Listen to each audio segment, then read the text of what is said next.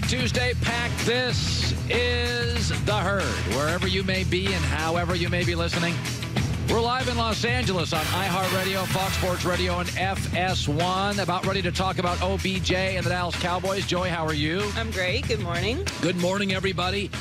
So yesterday, we had the author of the interview from GQ magazine on Odell Beckham Jr. We brought the author on. We talked a lot about it. My takeaway is Cleveland's going to work for OBJ for a while, but I think long-term they have too many great players, and OBJ's production is going to go down over time. And I think it will be dramatic and a distraction by about year 2, 3, and 4, and he'll move on. It'll be like Randy Moss to the Patriots, OBJ in Cleveland. There'll be a big year or two, and then over time it'll spiral out, and he didn't want to be in Cleveland. Neither here nor there. I will say the interview has been attacked by people in New York. Fans, media are crushing OBJ because one of his quotes in the story is, "I feel disrespected by the New York Giants." He said he loved the fans, but the organization disrespected him as if he couldn't have made the one-hand catch anywhere else. It wasn't just about the Giants propping him up. He believes his God-given talent would have been big anywhere. And so people are telling him to move on and stop talking about it and shut up. And let me defend OBJ in this. Have you ever been in a relationship for 5 years or 10 years? And it suddenly, and I don't mean kind of ends, it ends in an hour because you get traded or dumped. What, you don't talk about it? You don't talk your way through it? These professional athletes, this is not like you and your wife fighting, talking about divorce for years. How do we split up time with the kids? And then 2 years in, you break the relationship off. This is, hey, I love you too. I want a divorce. Hey, why are you talking about it? This is what happens to pro athletes. And I've been in this business. I've bounced around to 4 different companies. You speak your way through it. And by the way, even when you do want to stop talking about it, people come up to you and ask you about it. GQ magazine comes up, OBJ. Hey, you want to talk about the Giants? You didn't have a choice. You can keep saying no.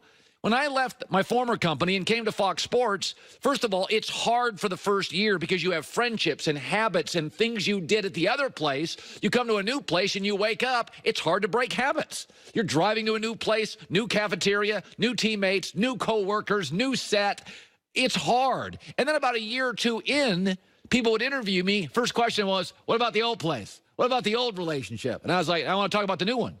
So even when you want to get off the subject, people don't let you. That one-handed catch happened in New York. He's yet to play a game for the Browns. But I defended Kevin Durant on this with Oklahoma City. When you're in a relationship for any extended period of time, excuse me, and for OKC was his first love. And for many of you who break up, it's your first love. And the Giants were Odell Beckham's first team. And the Mariners were Ken Griffey's first team. Your first professional job, it's like your first love. It goes deep. It's embedded. You make a name for yourself. First people to pay you and admire you. And you went to camp and you've got friendships. And then all of a sudden, they trade you. When they'd gone to the media and said, we love him, we would never trade him. So they lied. And 1 hour, you're a Giant, and the next hour, they remove your parking space. And you're supposed to just shut it down and move on? I'm not a therapist, I don't even think that's healthy. I bet if you went to a therapist and said, yeah, I just broke up, they'd say, you need to talk about it. You need to talk your way through this situation. These pro athletes get lied to, get dumped, get traded, get moved on. And you just want them to not talk about it a month later? Give me a break. I mean, I got my issues with OBJ. He can be a little needy and a little high maintenance, and I don't love being in the end zone and proposing to a kicking net. But I'm going to defend him on this. He has a right to talk about the Giants. By the way, he did add juice to the franchise. He did prop up Eli Manning. He was the most captivating player. There were more OBJ uniforms and jerseys in the stadium than any other player. He was the best part about the New York Giants offense for most of his time there until Saquon Barkley arrived. And they said they wouldn't trade him. Then they did. Yes, it's painful. Yes, you should talk about it. Yes, I'll defend you. And again, I got my issues with him. I think, he a lot of times, I'm just like Brady. No, you're not. You pee in end zones. You're on a fishing boat or some boat with a bunch of blunts right before a playoff game, and you make sure it gets to Instagram. Like, you're not Brady. But in this instance, I'm going to defend OBJ. He did everything possible. The Giants were a chaotic mess. Coach after coach fired, coordinator after coordinator fired, hanging on to Eli too long, didn't surround him with talent, bad O-line. I'm gonna defend him on that. He has a right to answer questions and a right to talk about it, and I think it's healthy. Nick Wright talked about this on First Things First this morning. All parties are to blame for Odell now being in Cleveland. The problem is nobody wants to take any of the blame. Odell, as much as I like him personally, has not said, I should have done this better. And the Giants shouldn't have come out and lied and said we didn't sign him to trade him. And they shouldn't be lying to their fans acting like, no, Eli's still a great quarterback, but by the way, we drafted this Daniel Jones kid. Yeah.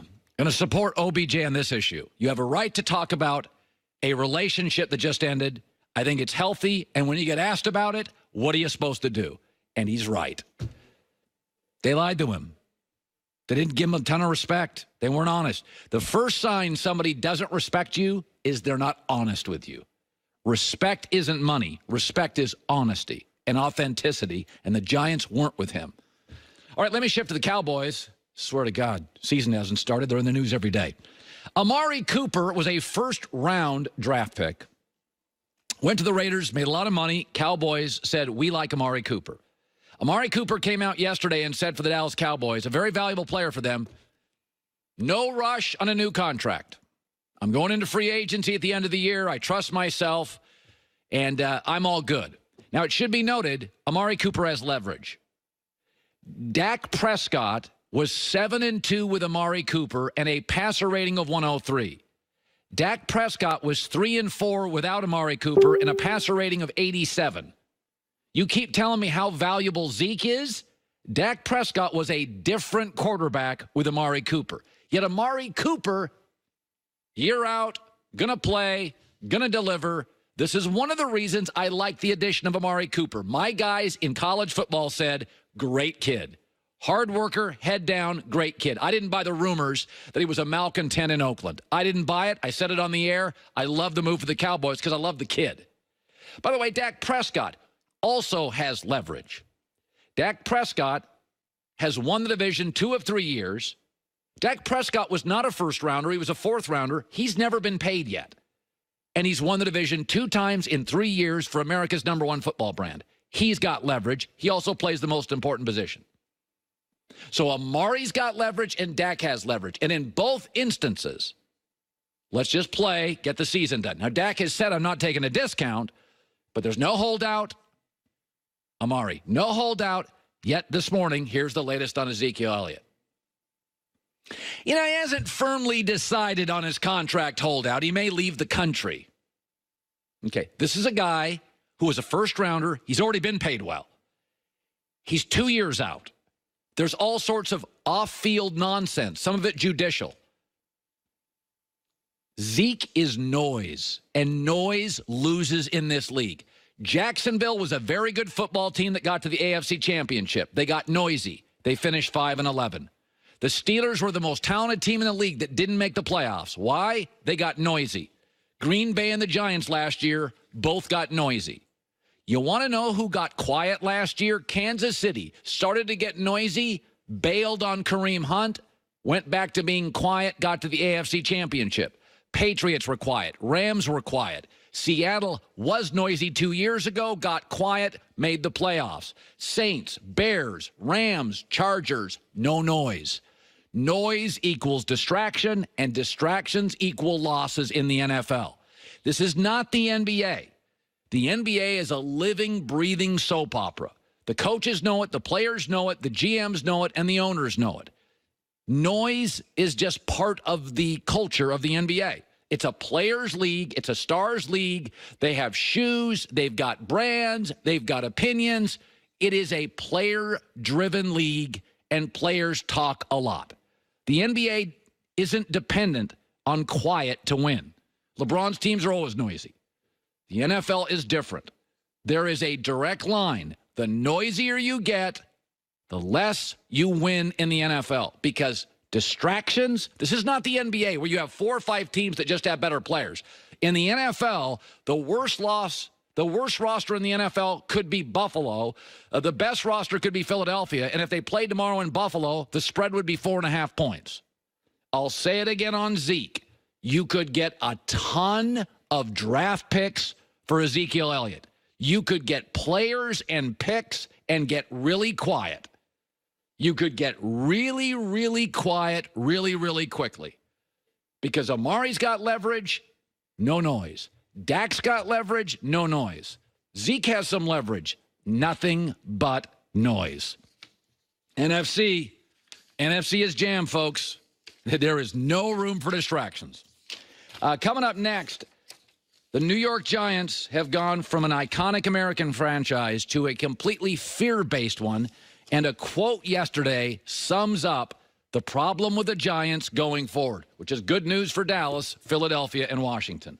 Becoming a successful business owner doesn't just happen. It takes a lot of work, and it takes not only you being willful, but you being focused, okay?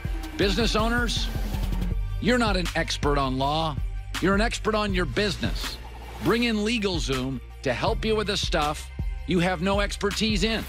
Created 18 years ago, they help with incorporation.